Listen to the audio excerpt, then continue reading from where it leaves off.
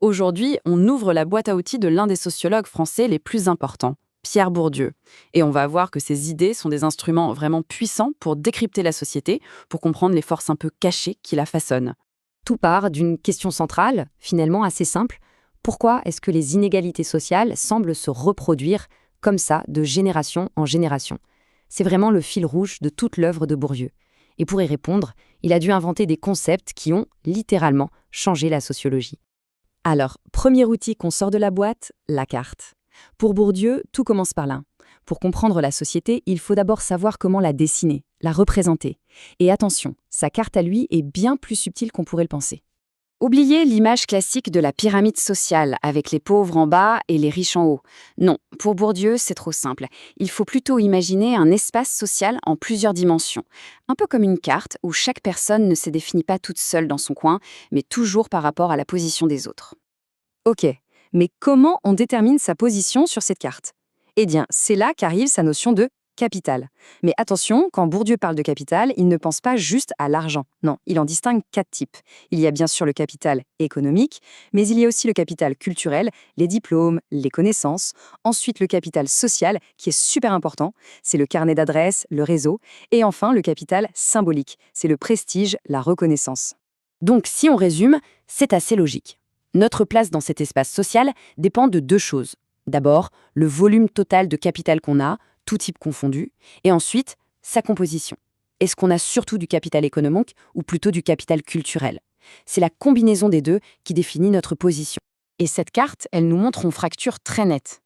En haut, on trouve la classe dominante, qui a beaucoup de capital et qui du coup a le pouvoir de définir ce qu'est la culture légitime.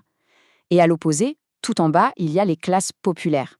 Leurs choix de vie, leurs goûts, sont dictés par ce que Bourdieu appelle, avec une formule assez forte, le choix du nécessaire. Allez, on passe au deuxième outil. Parce que cet espace social, il n'est pas tout lisse, tout homogène. Non, il faut l'imaginer comme un ensemble de plusieurs terrains de jeu, plusieurs arènes de compétition. Et chaque arène a ses propres règles du jeu. Ces arènes, Bourdieu les appelle des champs. C'est une super image en fait. Pensez aux champs artistiques, aux champs politiques, aux champs scientifiques. Chacun est une sorte de mini-société, un microcosme qui fonctionne avec ses propres codes, où on ne se bat pas pour les mêmes choses et où les trophées à gagner sont très différents. Et c'est ça qui est fascinant. Les règles changent du tout au tout, d'un champ à l'autre.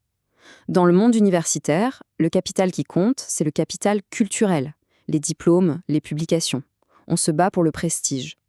Dans le monde des affaires, c'est le capital économique qui est roi. On se bat pour le profit.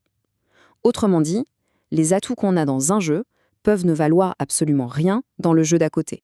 Dans Récapitulons, on a la grande carte, l'espace social. Sur cette carte, on a différents terrains de jeu, les champs. Mais il manque une pièce au puzzle. Comment les gens, les joueurs, savent comment se comporter sur ces terrains? Comment connaissent-ils les règles? C'est là qu'arrive sans doute le concept le plus connu de Bourdieu. L'habitus. Voilà le mot magique. En gros, c'est comme une seconde nature. Un ensemble de manières de penser, d'agir qu'on a intériorisées depuis l'enfance. C'est ça qui va former nos goûts, nos gestes, nos pensées, souvent sans même qu'on s'en rende compte. C'est une sorte de sens du jeu incorporé, qui nous guide de façon presque instinctive. Concrètement, l'habitus, c'est ce qui fait que parfois on se sent dans son élément. On a l'impression que tout est naturel, facile. C'est tout simplement que notre manière d'être colle parfaitement aux règles du champ dans lequel on se trouve. Et à l'inverse, l'habitus explique aussi ce sentiment hyper désagréable d'être comme un poisson hors de l'eau. Ce moment de gêne, de décalage, où l'on sent qu'on n'a pas les codes. Eh bien ça, c'est quand notre habitus entre en collision avec les règles d'un jeu qui n'est pas le nôtre. Et là, on touche au cœur du réacteur. Pour Bourdieu, ça veut dire que même nos choix qui nous semblent les plus personnels, eh bien ils ne nous appartiennent pas complètement. Nos goûts, nos amours, tout ça est en fait le produit de notre habitus. Et cet habitus est le produit de notre position sociale. Ce qu'on croit être purement individuel est en fait et toujours profondément social. Ok, mais alors, à quoi ça sert tout ça? Si tout est déterminé, est-ce qu'on est juste des marionnettes condamnées par notre origine sociale? Pour Bourdieu, la réponse est un grand non. C'est même exactement l'inverse. Parce que le but de Bourdieu, ce n'est pas juste de décrire le monde, c'est de le dévoiler. Il disait lui-même que la sociologie est un sport de combat. C'est un outil pour se libérer. En mettant en lumière les mécanismes cachés qui créent les inégalités, on se donne les moyens de les combattre. Comprendre, c'est déjà commencer à se libérer. Le processus est assez clair. D'abord, cette sociologie nous force à casser nos préjugés. Ensuite, elle déconstruit des choses qui nous paraissent naturelles, comme les goûts, pour montrer comment elles sont construites socialement. Troisième étape, elle révèle les rouages souvent invisibles de la domination. Et à la fin, elle nous donne des armes intellectuelles pour remettre en question l'ordre des choses et potentiellement y résister.